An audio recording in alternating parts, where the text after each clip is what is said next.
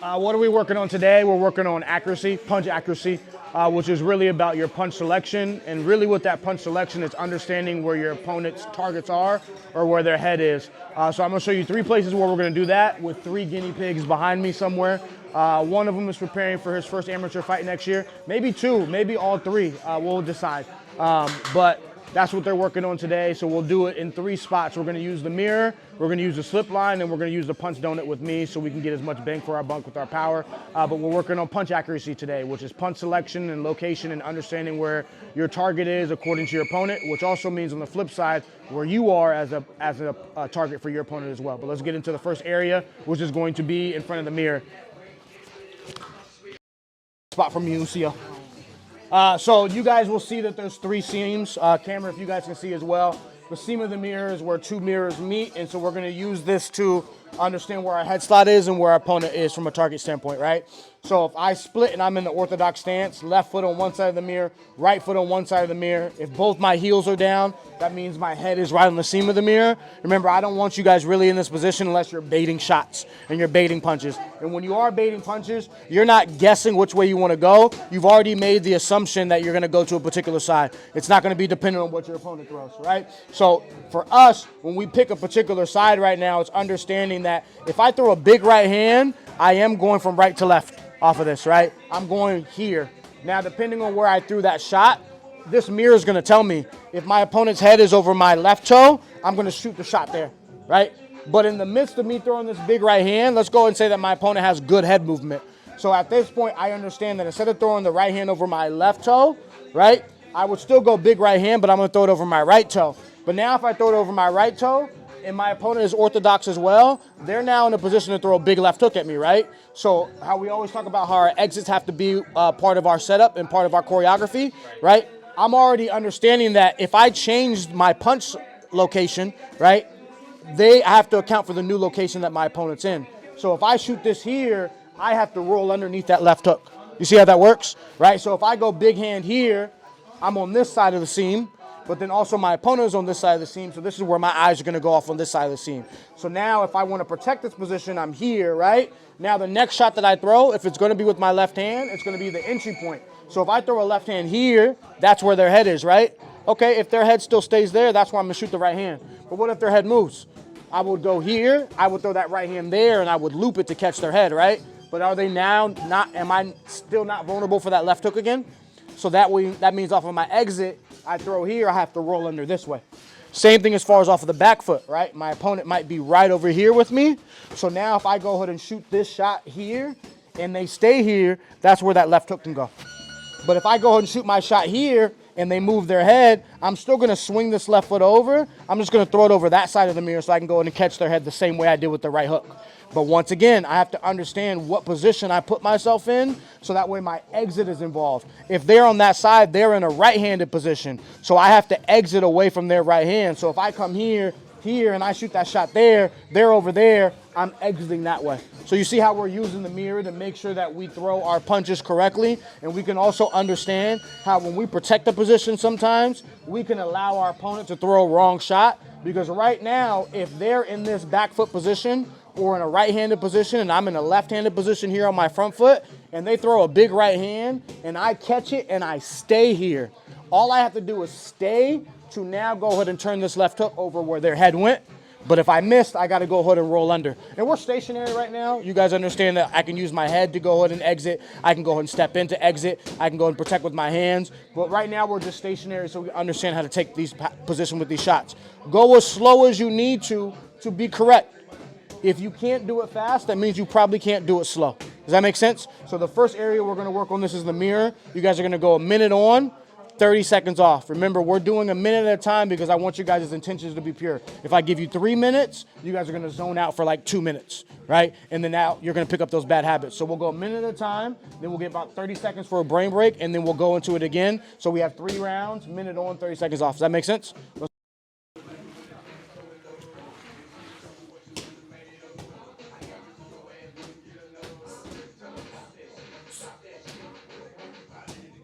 So you threw right now, Sean, so go, I want you to throw the same shots again.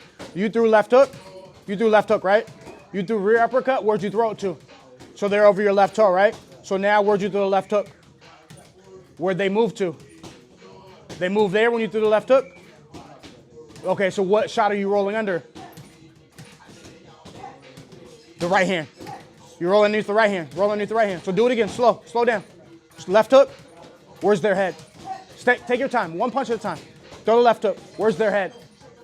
Shoot the right hand there. No, the same way. Rear uppercut. Stay there. And so now with your left hand, you got to be protecting just in case they throw a right hand over the top, correct? Okay, so now based off of that, you threw the rear uppercut over your left toe. Now where's their head? Okay, so if they move over there, where does your hand need to be to protect yourself just in case you get caught in between? No, you don't change positions. Only do it with the hand. Where's the hand need to go? They're over there now. No, wait, take your time. You just threw the rear uppercut. They're now over your right toe. Where should you move your right hand to block yourself? Right hand to block yourself. To protect yourself. Don't guess. Look in front of the mirror. Where's your opponent at? So now they're going to throw a potential left hook at you, correct? Where do you need to put your right hand to protect yourself from the left hook? Put it there. Now you throw your left hook. Where's their head at? Throw it over there. Stay there. Did they stay in that position to take the punch, or did they move? They moved? Where did they move to? So now to exit, because you're not done punching anymore, where do you need to change positions if you want to, or protect yourself from? So, okay, so stay there. You see how they're about to hit you with the right hand based on what the mirror says, correct? And based on what your opponent says, right? So if you roll under, don't you need to take your left hand to protect yourself from getting hit with that right hand at the same time? Put it back as you drop. So protect the moneymaker just in case an uppercut comes. Now change positions. Now you can go ahead and come up and take a peek of where your opponent's new position is. You see how when you rushed, you learned bad habits, but if you slowed down, you would have accounted for every single possibility that might have happened. Because when you're there, it's live to fight another day. You can't go ahead and just guess and say, I'm only going to block myself from one shot, because they're doing the same thing that we're trying to do, which means change their punch selection based on the location of their shot. So if you drop your head every single time and you don't take your hands, I'm not throwing a hook upstairs. I'm throwing an uppercut low, because that's where your head is going to get caught. If I throw a straight shot and you slip every single time, I'm not throwing a straight shot, I'm throwing a hook shot because you're open around the side. You need to fix it in front of the mirror so it's a know thyself, so that way you can look at your opponents and be like, he's dropping his head. I'm not going to shoot a shot upstairs. I'm going to catch him with an uppercut, right? Or he has his hands around the side. I'm going to shoot it straight. And then now we incorporate angles from the up, down, left, right shoulder diagonal, left shoulder diagonal, up, down once again. Does that make sense? All right, we're going to go into the next section. We're going to use a slip line to do this. All right, so the other place we're going to do it for you guys is the slip line. Normally you guys would adjust this according to your shoulder. If you notice this is a little bit too high for me, this is going to be too high for you guys as well. But the top and bottom is still set up for you guys. So when we're in front of the mirror, you are able to actually look and see where you're at. Right now, the visual cue for you guys is the slip line. So that way now you can throw the shots accordingly and kind of get used to the connection of how you feel and how you look. Because in the ring, when I'm in a position, I need to know what I feel like to be in this position, so I understand what I'm showing my opponent, so they see what I want them to see. So now it's the same thing for you guys here. The only difference is you're not going to be able to go to that left to right or right to left, because this is going to chop your head off. You know what I mean? So now when I'm here, I can really double check to make sure that I'm going low enough to go ahead and now throw this next shot if it's over there off of that one, and then now my shoulder is ready to go ahead and throw this right hand there. If they're there, I can go and protect this position if I want to, or if they move, now I'm getting away from this next shot here, and now I'm taking my eyes to where they might be over this way. So now if I go ahead and shoot this shot here, and they move their head there, now I go ahead and shoot that shot there. If they stay, I'm good to protect this position. If they go over there, I might want to roll away to get from the right hand. But once again, this is another way to do it the same way that we use the seam of the mirror to be able to get our positions off. You guys are pretty much going to be as close as possible off of this. If there's not enough space here off of the slip line, one of you guys can go to the side off as we rotate, because we're going a minute on, 30 seconds off once again. But this is your opportunity to kind of be creative with your combinations. It's the reason why I don't teach the 1-2-3. It's the reason why I don't teach the 1-5-3 or the 2-6-3, because the shots that I throw is based on the head position of my opponent, my head position, or the targets or the vital areas I want to hit, whether that be the spleen, whether that be the liver, whether that be the solar plexus, whether that be the heart, whether that be the chest, whether that be the chin, the temple, the eye. All those targets change as my opponent changes. So now I can play around as an artist where I'm like, if I'm here and my opponent's here, maybe the entry point is not up underneath, maybe it's straight in through the top, because now I can go ahead and come through with a straight to go ahead and now shoot that shot down. Now I can go ahead and exit. Same thing if I'm here. This shot may not be there. I might be able to go around the side to be able to set up the next shot.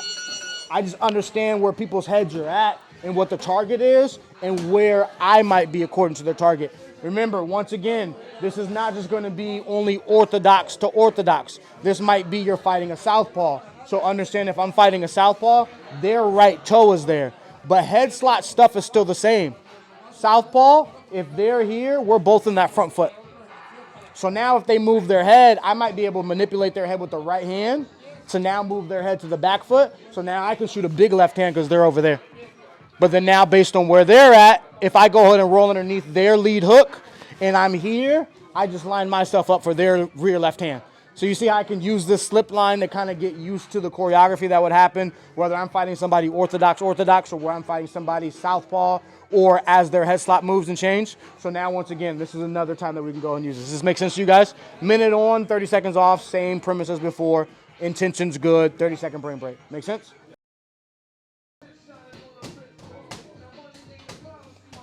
Don't even necessarily worry about like doing it according to his head position, even though I would prefer you guys to get used to if somebody's in front of you doing those shots there. So if you are using this person in front of you, you guys go one at a time to go ahead and make sure.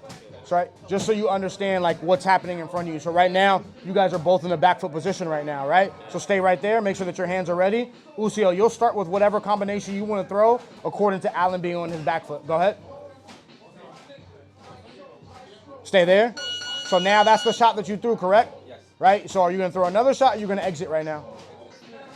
Okay, so now stay there. Alan, you throw the combination depending on where you want to go ahead and be. Are you using the ring? Can I go in the ring? Oh, it's all yours. I'm going to ask you for permission next, though.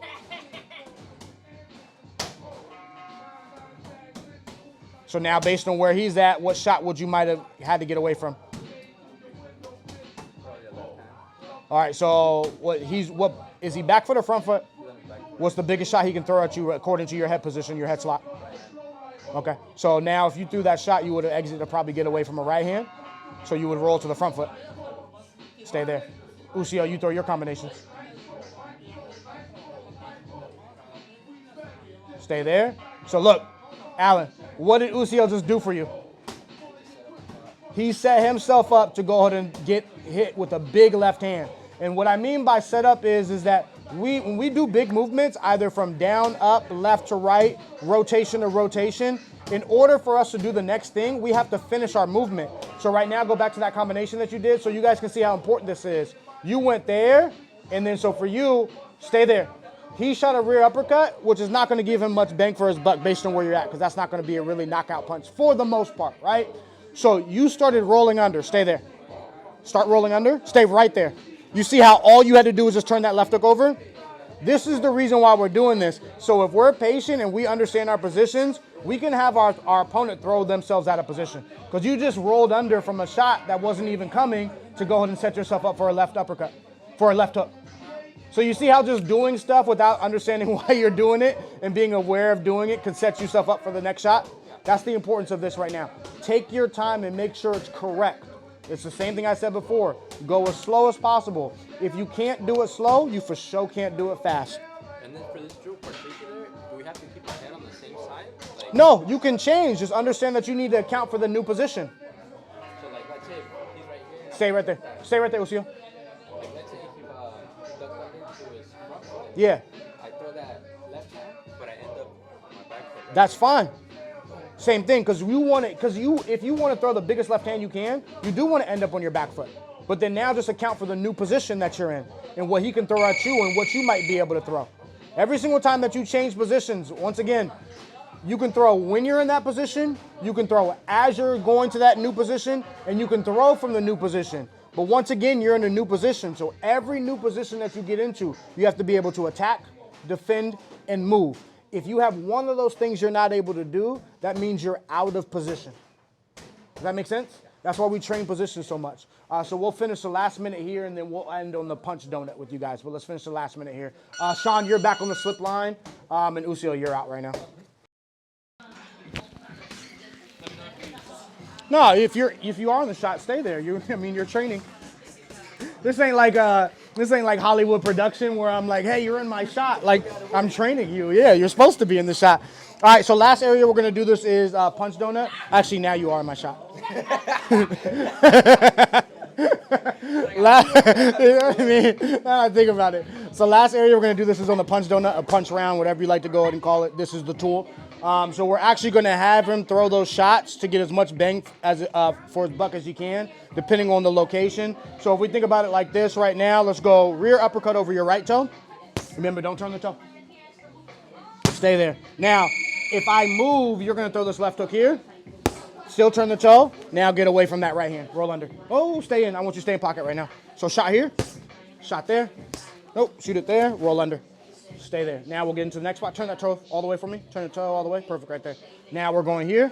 Left right there. Now the right hand's going to go right there as if I move my head. Nope, hook it. Loop it. Now roll under away from the left hook. Stay in range for me because I want you. So you see how right now, and Sean, I want you to understand what this looks like. Usia, I want you to see what it looks like as well. So when your opponent does it. And Alan, I need you to understand when you're doing it and when you're not. So now when you shot that right hand big, right? Get it a little bit closer to me. So if you shot that big right hand at my head, right? Hook it. Stay there. Shoot at my hand. Where my hand is, right there. So now you're rolling under, correct? Yeah. The way that you're going to roll under and move your head is you have to unlock your hip. There's two ways to unlock your hip. Either turning your toe or lifting that right foot so now your hip can move. If you lift this right foot so your hip can move, you're now going to be in a different location. And that's what you're doing right now. Your roll under, you're not twisting your toe. You're moving your foot to unlock the hip. But the idea for you is you want to unlock your hip so your head can go ahead and move. Yeah. Your toe has more to do with your hip than your hip has to do with your toe. Your hip has more to do with your head than your head has to do with your hip. So in order for your head to move now, you're rolling underneath this way. If you take a step, take a step. Take a step like you were, roll under, take a step. Stay there. So now you rolled a little bit. Are you in position to be able to throw that big right hand at me again? You see how far away you are? Because you made that small little step. So when you want to exit, come closer, shoot that right hand. If you want to exit all the way, take that step, right? Roll under and take that step with the right foot. Now you're gone. But if you want to stay in range, shoot that right hand. Just twist the toe as you roll under. Because now you're still in the same spot where you can come back in with a shot, but also understand that if you can come back in with your shot, so can your opponent. So now when we're shooting these shots, I don't need you to roll under and step with the foot. I need you to turn the toe so we can stay in range to get the next shots. Come closer. There. Don't turn the toe. Get as much as you can from that down up. So you're going down, up. Perfect. You see the difference? Now I moved, but you're still shooting that left hook. But then now you're in that right-handed position. Get away. Twist the toe. Stay there. Perfect. Shot there. I started moving. Shot there. Roll under. Twist. Stay there.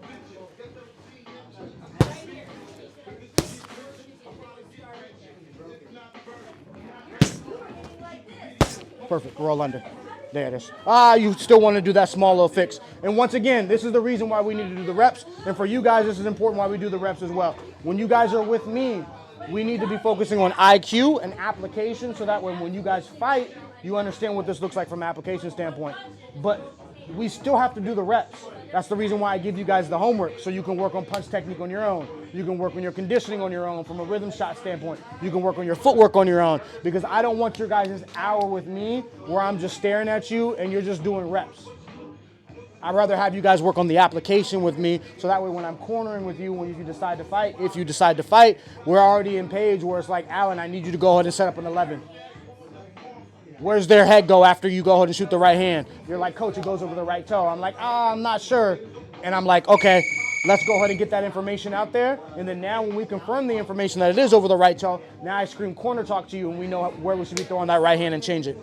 But I don't have time in the corner when we have a minute in between each round to go ahead and be like, Alan, you need to throw your right hand correctly over your toe. Or if I'm screaming at you from the corner and giving you directions, I don't have the opportunity to go ahead and say, Alan, throw double jab, right hand, left hook to the body, roll under. Because if I say that, isn't your opponent right next to you? You see what I mean? So it's important. You guys have to get the reps on your own. And I give you homework and videos to go ahead and do on your own for you guys as well who want to work out with me online, who aren't local in the Orange County area. That's what you guys need to be doing on your own. Does that make sense? I need to end this on the bag with you guys the same way that we did off of the rhythm shots in the beginning, but you should be more aware of what we're trying to do. I don't want you guys staying in range. I want you guys setting it up. So if you are going to go ahead and throw a big right hand, protect that position, 2 shots according to where the bag goes, exit. Now go ahead and come back in, maybe do the same thing or change the shot according to what the bag is, but now we're applying it from the actual fight. Once again, 3 rounds, 1 minute on, 30 seconds off, and then we'll end the day with the abs. Does that make sense?